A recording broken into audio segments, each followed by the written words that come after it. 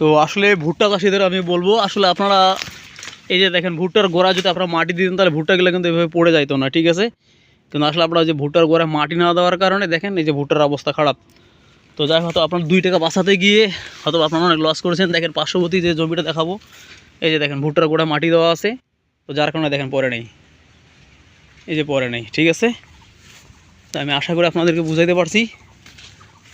তো আশা করি next time যে দেখেন এখানটা কী অবস্থা, এই যে দেখছেন ভুট্টার অবস্থা খারাপ।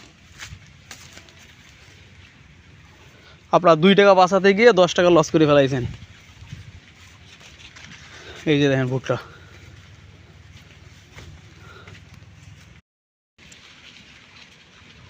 তো আপনাদেরকে আমি দেখাবো আসলে যে ভুট্টা খেতে 2টা কারণ আমি আপনাদেরকে দেখাবো।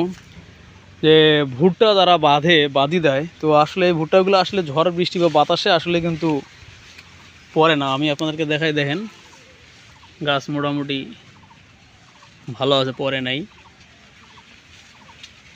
তো দেখেন আমি আপনাদেরকে দেখাবো আসলে গাছ কিন্তু পড়ে নাই, বাতাসে ঝড় বৃষ্টিতে পড়ে নাই। কিন্তু পার্শ্ববর্তীতে জমিটা দেখাবো, এই যে দেখেন এটা কিন্তু বাঁধি দেওয়া হয় নাই। তো আসলে যে মাঝখানে পরশু দিনে প্রায় ঝড় বৃষ্টি হওয়ার কারণে দেখেন কতগুলো গাছ একবারে অবস্থা খারাপ পড়ে গেছে। তো আসলে এই যে ভুট্টা, এই যে আপনাদেরকে আমি দেখাবো কি অবস্থা ভুট্টা, এই যে ভুট্টা। তো এগুলো কিন্তু গাছের গোড়ার মধ্যে যখন এগুলোতে মাটি থাকে তখন কিন্তু আসলে পড়ে যাওয়ার সম্ভাবনাটা কিন্তু কম। কিন্তু যেগুলোতে দেখেন মাটি না থাকার কারণে এই যে দেখেন কি অবস্থা। এটা হলো আমাদের ভুট্টা ক্ষেতের অবস্থা। তো আসলে কিছু কিছু কৃষক ভাই মনে করে যে আসলে ভুট্টা বাঁধি দেওয়া, ভুট্টার গাছের গোড়ার মধ্যে মাটি দেওয়া মনে হয় যেন একটু বাড়তি খরচ, তো এই খরচটা করার দরকার নাই। কিন্তু আসলে আমি বলবো তাদের আসলে চিন্তা বা ধারণাটা তাদের ভুল।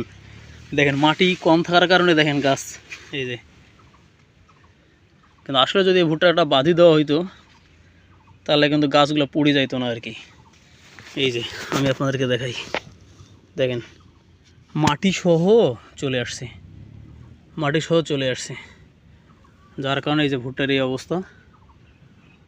তো আসলে অনেক কৃষক ভাই মনে করে যে আসলে গাছের গোড়ারা বাঁধি দিলে অথবা এক্সট্রা কিছু খরচ বেড়ে যায়, কিন্তু আমি মনে করি না, এটা তাদের একটা ভুল ধারণা। দেখেন